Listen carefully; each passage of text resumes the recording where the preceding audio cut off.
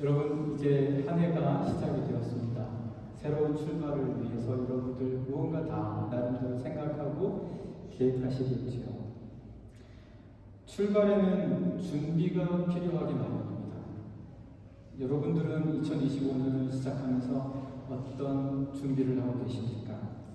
제대로 준비하지 못하면 출발하지 못할 뿐만 아니라 출발한 지 얼마 되지 않아서 다시 돌아와야 할 수밖에 없는 상황이 생길 수도 있습니다.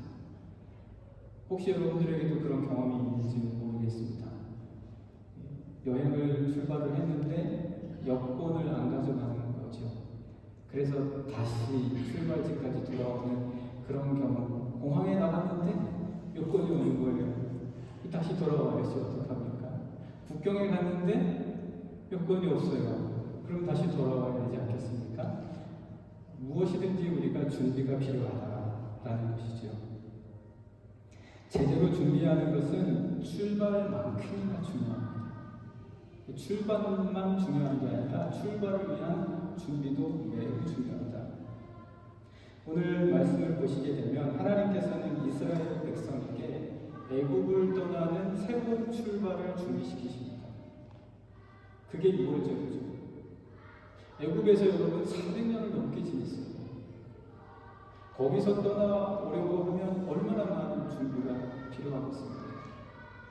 잠시 한국을 방문해도 여러분 부탁받는 것도 있잖아요.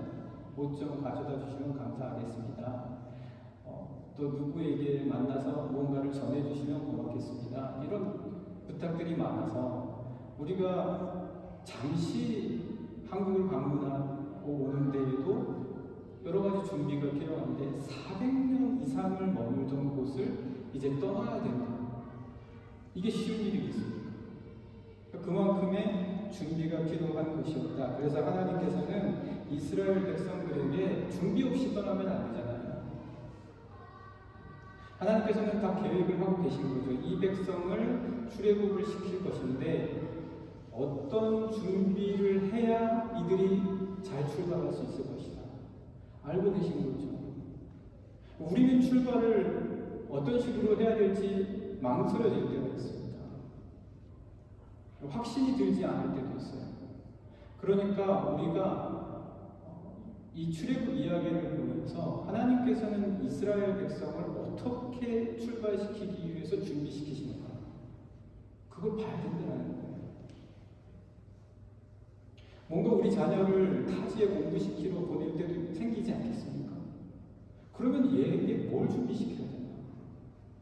뭐 사줄 수는 있죠. 이것도 필요하고 저것도 필요하니까 사줄 수는 있지만 그런 것보다 근본적으로 준비시켜야 될 게 뭐냐?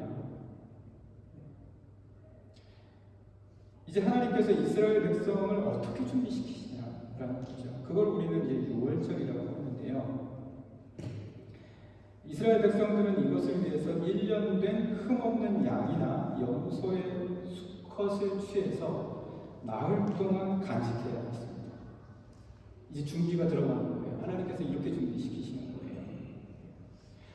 이게 아무 관련이 없어 보여요. 이게 이스라엘 백성이 출애굽하는 것과 무슨 관련이 있냐? 이 당시 율법이 있는 것도 아니고 아직까지 시내산에 가서 모세가 율법을 받기 전이잖아요. 그런데 지금 뭐 1년 된 흠없는 양이나 염소의 수컷을 준비해라, 그것을 간직해라, 나흘 동안. 이게 도대체 우리의 출발과 무슨 관련이 있냐? 여러분, 우리가 뭔가를 시작하고자 할 때 아무런 관련이 없는 것과 같은 일들이 생길 수가 있어요.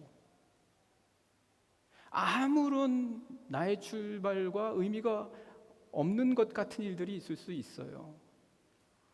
그럴 때마다 우리가 잘 분별해야 됩니다. 이것이 혹시 나에게 어떤 깊은 의미와 우리를 위한 준비시키심이 아니신가를 우리가 말씀을 토대로 해서 잘 봐야 된다는 거예요. 너무 섣부르지 않아야 돼요. 이건 우리와 관련 없어 라고 우리 여러분 삶에서 버렸다가 그거 그때 버리면 안 되었었는데, 그거 그때 꼭 가지고 있었어야 되는데, 이런 생각 들 때가 있잖아요. 그래서 이런 준비를 하나님께서 시키십니다. 한번 우리 말씀을 보실까요? 5절, 6절입니다. 5절과 6절 같이 말씀 저희들 읽겠습니다. 주보에도 있고 여러분 성경을 찾아보셔도 됩니다. 5절, 6절 같이 읽겠습니다. 시작. 너희 어린 양은 흠없고 1년 된 수컷으로 하되 양이나 염소 중에서 취하고 이달 열 나흘 날까지 간직하였다가 해질 때에 이스라엘 회중이 그 양을 잡아라, 이렇게 말씀하시거든요. 이거 준비시키시는 거거든요. 출애굽하기 전에. 이게 마지막 10번째 재앙과 함께 더불어서 일어나는 일이에요. 그런데 그 양을 바로 잡아서 먹는 게 아니에요. 양을 바로 잡아서 먹는 게 아니라 열흘째 잡으라고 하시거든요. 그러니까 고르라고 하세요. 골라서 열 나흘날 될 때까지 간직하라고 하십니다. 바로 죽여서 바로 먹으라는 게 아니에요. 나흘 동안 간직하라는 거예요. 왜 바로 하시지? 지금 급한 상황 아닌가요? 급한 상황이잖아요. 그런데 바로 하지 않고 나흘을 그 양을 골라서 가지고 있으라는 거예요. 아니 그러면 나흘 다음에 나흘 후에 골라도 되잖아요. 왜 꼭 나흘 전에 골라가지고 나흘 동안을 가지고 있으라고 하시냐는 거죠. 여기 나흘 동안 간직하고 있으라고 할 때 간직하다는 샤마르라는 히브리어 단어입니다. 샤마르. 여기 그래서 이 샤마르는 그냥 간직하는 게 아니에요. 그냥 간직하는 게 아니라 마음을 다해서 먹이고 지키고 돌보는 거예요. 마음을 다해서 먹이고 돌보고 지키라. 그렇게 하라는 거예요. 나흘 동안. 아니 그러면 더 맛이 더 있습니까? 뭐 그럴 수도 모르겠습니다. 그럴지도 모르겠는데 그걸 위한 겁니까?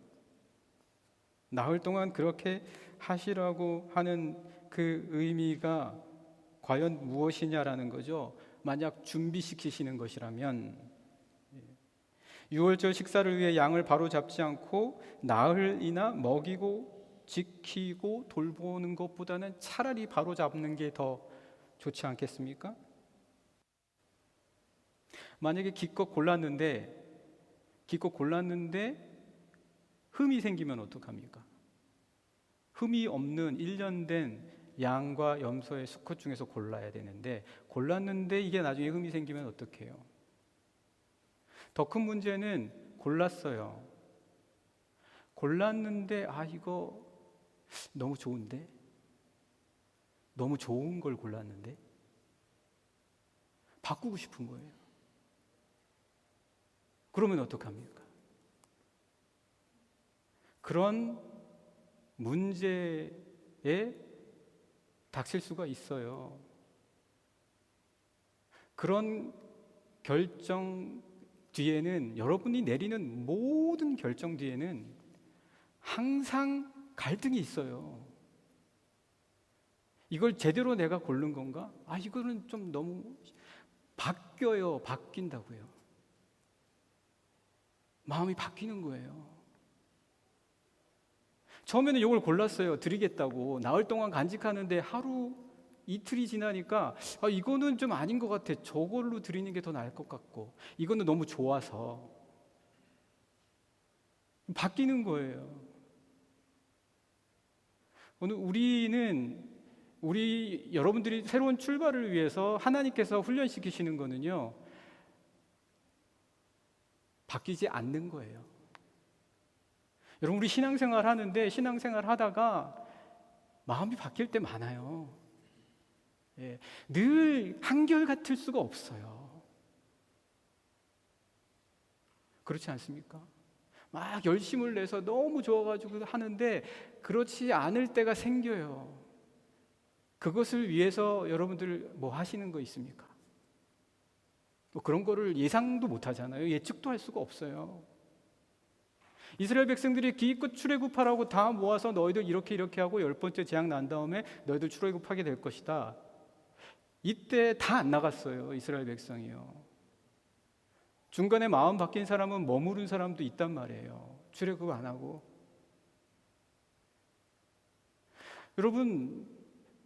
여러분이 누군가를 위해서 내가 사랑을 했으면 그 사랑이 끝까지 갑니까? 안 그럴 때도 많아요. 식을 때도 있단 말이에요. 열정이 언제나 뜨겁습니까? 안 그럴 때도 있다고요. 신앙생활도 마찬가지예요, 여러분. 식어버릴 때가 있어요. 후회가 될 때도 있어요. 이상하지 않습니다.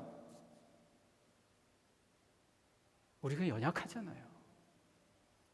대신 이것을 알고 미리 연단하고 훈련은 해야죠. 내가 변화되지 않겠다. 한결같은 사람이 되겠다. 그래야 평강이 있는 거예요. 하나님께서는 우리 신앙을 통해서 한 가지를 가르쳐 주세요.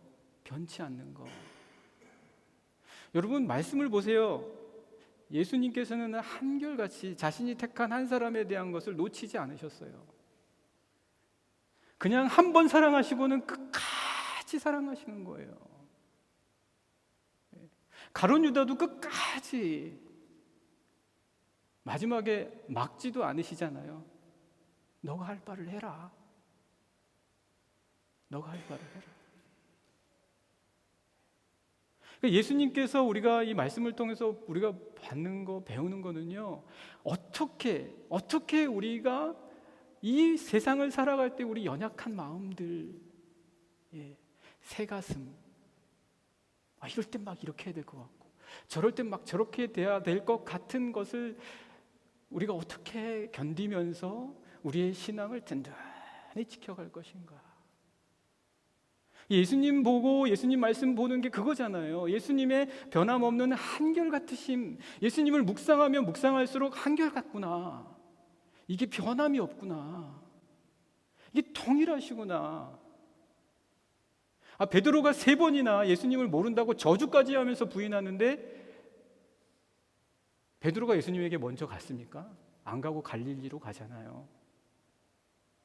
주님이 가셔가지고 내가 나를 사랑하니?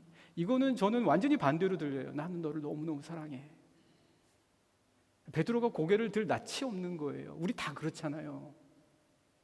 우리 다 그래요. 그래서 이 나흘 동안 간직하라는 게 뭡니까? 그 갈등의 시간들이 있단 말이에요. 첫째 날 마음 다르고, 둘째 날 마음 달라요, 셋째 날 마음 달라요, 넷째 날 마음은 완전히 막 죽을 것 같아요. 이거 어떻게 해야 되지? 이런 상황 속에 견고함을 배우고 훈련하라. 그 참고 말씀 이사야 26장 3절 있습니다. 한번 약간 보실까요? 이사야 26장 3절 주보의 그 아래쪽에 참고 말씀에 있습니다. 이사야 26장 3절 말씀 같이 보시겠습니다. 읽겠습니다. 시작. 주께서 심지가 견고한 자를 평강하고 평강하도록, 그 다음에 뭐죠? 지키신다고요. 지키신다고요. 여러분이 막 중간에 자꾸 이게 더 좋을 것 같아 하고 이렇게 저렇게 왔다 갔다 하지 않아도, 한결같아도, 만약 여러분이 믿음 위에서 여러분에게 주신 이성을 갖고 제대로 판단 내린 거라면 이렇게 변하지 않아도 하나님께서 지켜주신다는 거예요. 믿음 안에서 내린 결정을 신뢰하십시오. 여러분이 신앙생활을 하면 우리 삶의 평강과 그 평강이 넘칠 것이다라는 것을 믿으십시오. 그러면 지켜주신다. 왜? 그가 주를 신뢰함이니라. 사랑하는 영락의 성도 여러분, 새로운 출발을, 우리가 신앙으로 출발하겠다, 이거 튼튼히 붙잡으십시오. 여러분을 지켜주시는 것이라는 것을 조금도 의심하지 마십시오. 그러면서 여러분에게 주신 이성과 지성과 그리고 또 판단력으로 살아가시면 지켜주십니다. 믿으십니까? 믿으십시오. 여러분, 출발을 두려워하지 마세요. 이것저것 자꾸 바꾸다 보면 출발조차도 못하잖아요. 결정하고 가야죠. 자, 그러면 이렇게 나흘 동안을 간직하라는 게 이런 건데, 근데 이게 참 이 사람들 먹는 거 보면 끔찍해요. 먹는 거 보면 참 끔찍하단 말이에요. 양을 잡아서 불에 태우라는 거예요. 예, 불에 태우고 무슨 제사 지내는 거예요. 그러니까 원래는 삶아서 먹는데 제사 지낼 때는 삶으면 절대 안 되잖아요. 물론 나중에 제사법에 따라서 삶아서 드리는 경우도 생기긴 했지만 원래 제사의 의미는 태우는 거란 말이죠. 그런데 지금 양을 잡아서 불에 태우고 무교병과 쓴 나물과 함께 먹으라는 거예요. 이게 식사입니까? 이게 식사인가요? 성만찬도 똑같은 거예요. 우리가 성만찬 때 우리가 먹어라 마시라 하니까 이게 지금 세상에서 먹고 마시는 그런 게 아니라고 하잖아요. 누구든지 믿음이 없이 먹고 마시면 자기에게 죄를 짓는 거라고 사도 바울이 이야기하는 게 그거거든요. 자, 이렇게 먹는 것, 거기다가 그 집 문의 좌우 설주와 윗 임방에 피를 잔뜩 묻히고 먹으래요. 그러니까 집 출입구에 사방에 피 묻히고, 그리고 그 양이나 염소를 불에 구워서 쓴나물과 무교병과 함께 먹어라. 여러분, 애굽 사람들이 이 모습을 봤다고 상상해 보십시오. 여러분, 지금 여러분들이 진짜 뭐 상상할 수는 없지만 지금 여러분들 출입구에 입구에 피를 다 묻혀 놓으세요. 예, 피 다 묻혀 놓고 그 안에서 고기를 다 태우고 무교병하고 쓴나물을 갖다가 먹고 있는 그 모습을 보여줘 보십시오. 그러면 어떻게 되겠습니까? 이거 완전 혐오스러운 거 아닌가요? 이거를 그리고 또 아침까지 다 먹어야 된대요. 이 뭐 좀비인가요? 마구 먹어야 되는 거 아니에요, 지금? 이걸 다 먹어야 되니까. 이게 지금 먹는 거냐고요? 이게 지금 먹는 예식입니까? 그렇다고 해서 만약 여러분, 이거 너무 혐오스럽다. 어떻게 이렇게 식사를 해? 이렇게 하면 안 되겠고, 대충 준비하거나,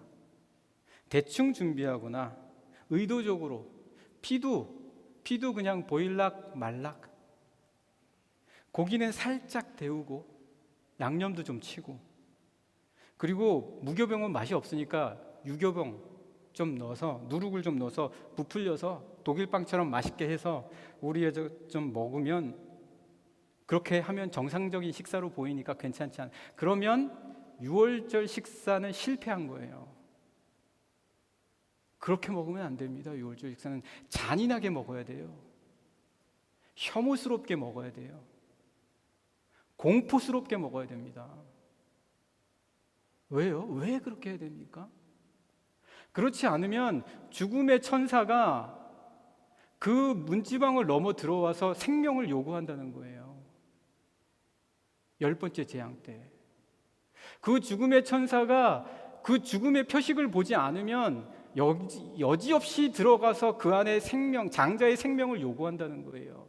그러니까 그 죽음을 분명하게 보일 정도로 잔인하고 공포스럽게 식사를 해야 된다. 여러분, 여지를 주지 마세요.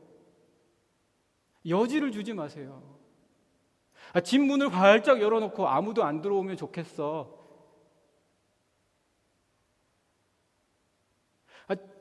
울 준비 다 하고 이렇게 뺨을 대고 있으면서 난 안 울 거야 이러고 있다가 조금만 스쳐도 막 울려고 하면,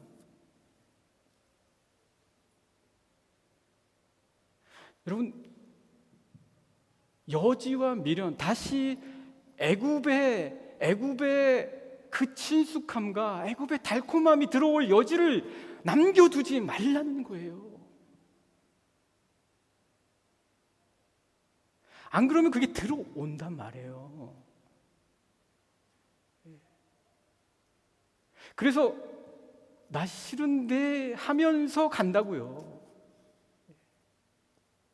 우리들이 자꾸 출발하지 못하는 이유는, 새롭게 되지 못하는 이유는 옛 습관을 나 이렇게 안 하려고 하는데 그러면서 몸은 반쯤 가 있단 말이에요. 잔인하고 공포스러울 정도로 좌우 임방과 문 설주에 발라라. 그래서 어떤 여지도 문틈을 타고 들어오지 못하게 해라. 내버리시는 거예요. 예. 어떤 미련도 왜 주님이 주신 삶을 위해서 그래야 출발하기를 원한다면, 정말 출발을 뜻한다면 문 열어놓고 있으면 안 되죠. 그건 이미 미련도 반쯤 둔 거예요.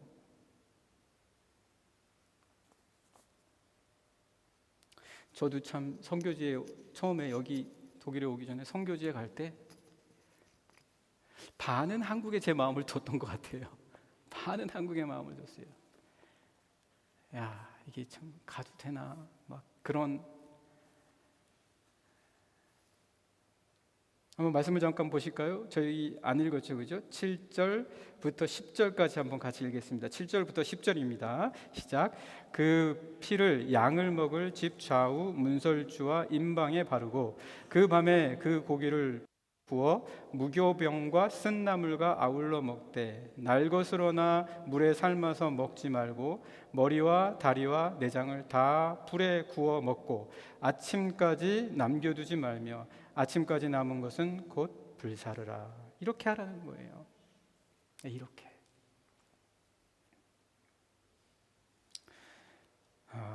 그런데 지금 여러분, 우리는 더 이상 이렇게 먹을 필요가 없어요.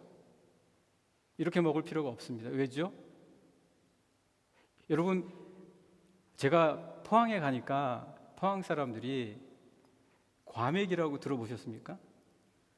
이게 요즘은 잘 나와서 괜찮다는데 예전에는 막 피가 막 묻어 있거든요. 그러니까 먹을 때 보면 피도 막 묻어 있어요. 이렇게. 예, 저는 포항에서 오래 살았지만 그래서 한 번도 그걸 먹어본 적이 없습니다. 그런데 이렇게 여러분, 6월절, 우리가 6월절이 부활절하고 거의 비슷하잖아요, 그죠? 부활절 때 이렇게 6월절 식사 우리가 같이 모여서 먹는다고 생각하면 어떻게 되겠습니까? 그럴 필요가 없어요. 그렇게 잔인하고 공포스럽게 먹을 필요가 없는 이유는 그리스도 예수께서 그 모든 잔인함과 공포스러운 죽음을 죽으신 거예요. 그리스도 예수 안에서 보여주신 거예요. 몸소 어떻게 이 세상의 유혹과 미련과 여지를 이길 수 있는지를 끊임없이 죽음의 공포와 그리고 이 세상의 미련 속에서 위협과 경쟁 속에서 살아가는 모든 인간들을 대신해서 그리스도 예수께서 십자가로 걸어가시는 그 33년의 생애 동안 그분이 다 보여주시고 다 짊어지신 거예요. 그러니까 그분을 믿는다는 건 단순히 내 머릿속으로 생각한다는 게 아니잖아요. 그분의 삶에 있는 그 모든 십자가의 삶, 공포스러웠던 그 길을 통해서 보여주신 그 6월절 식사의 어린 양과 같은 모습, 그것이 다 있는 것 아니겠습니까?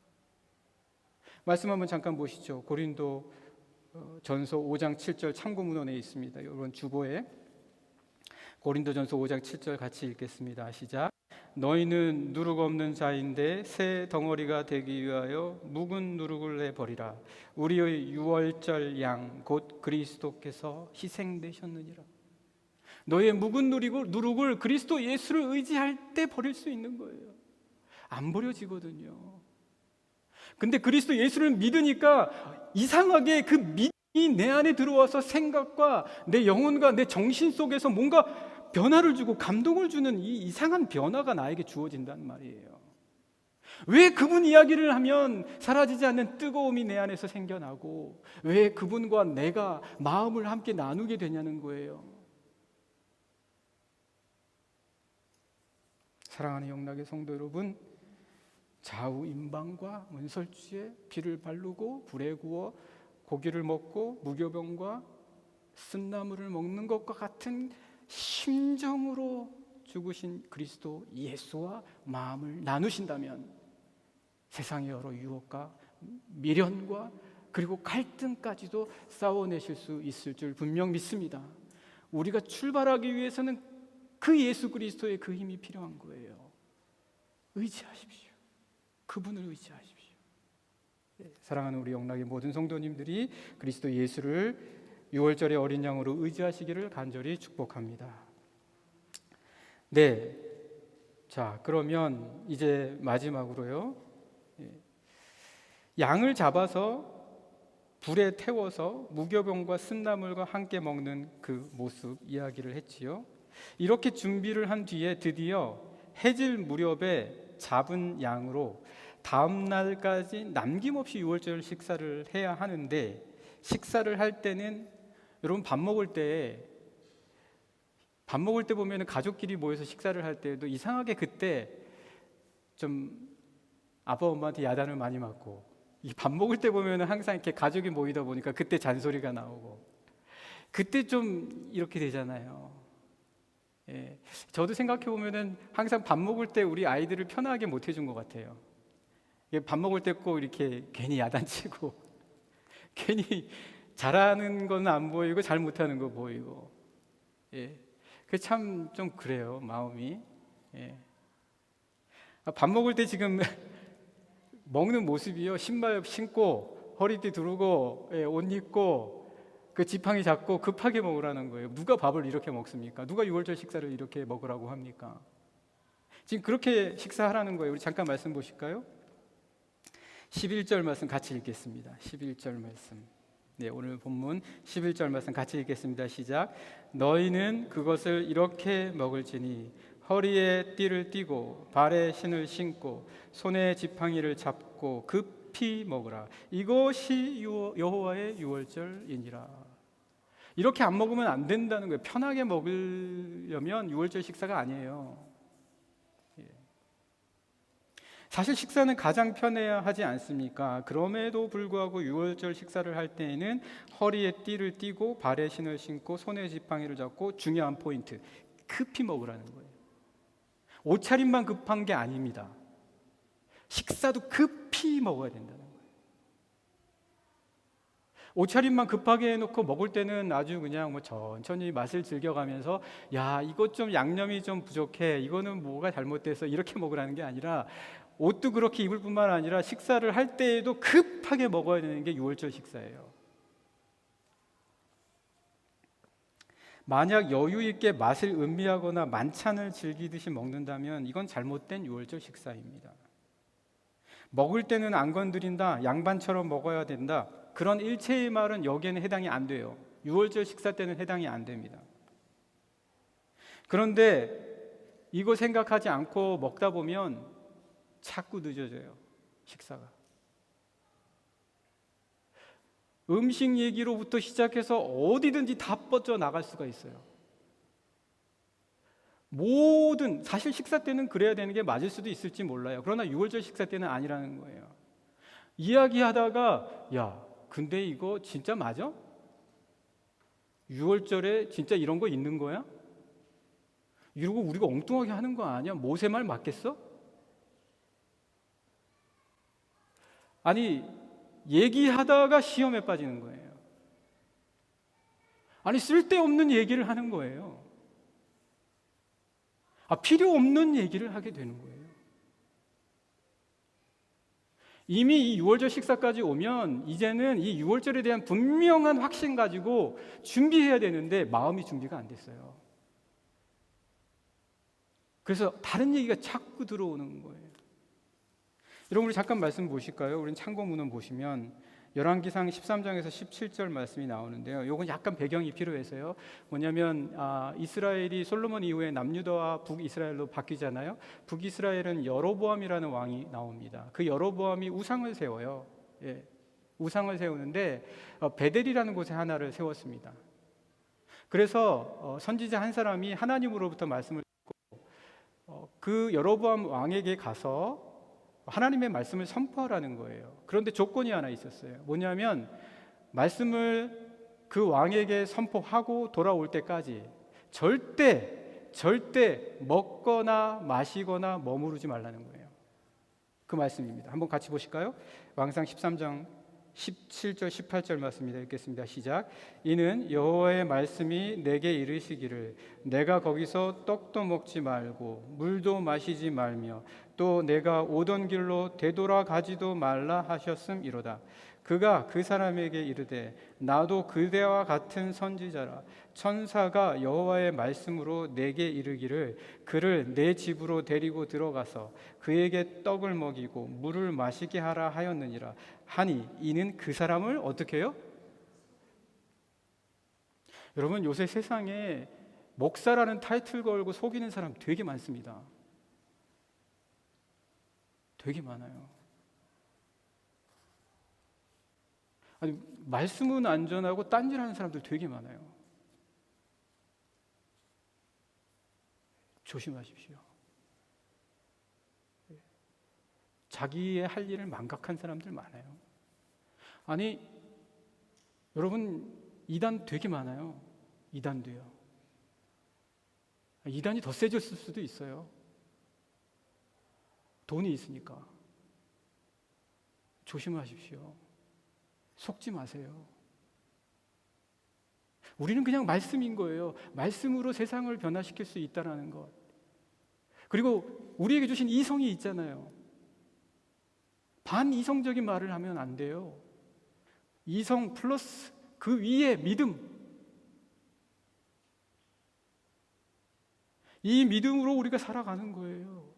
아직 그럴듯하게 말하잖아요. 야, 하나님이 나에게 말씀해 주셨으니까 이리 들어와. 아니, 식사하다가 6월절 식사하다가 급히 안 먹고 천천히 먹으면서 야, 근데 그 모세 말하는 게 말도 안 돼. 막 이러면서 아담과 하와가 들은 말이 솔깃한 말이었습니다. 우리는 성경에 있는 텍스트, 그 말씀, 그리고 여러분들 다 말씀 해석하실 수 있잖아요. 큐티 하실 수 있잖아요. 엉뚱한 사람들의 말에 놀아나지 말라는 거예요. 이단에 빠지지 말라는 거예요.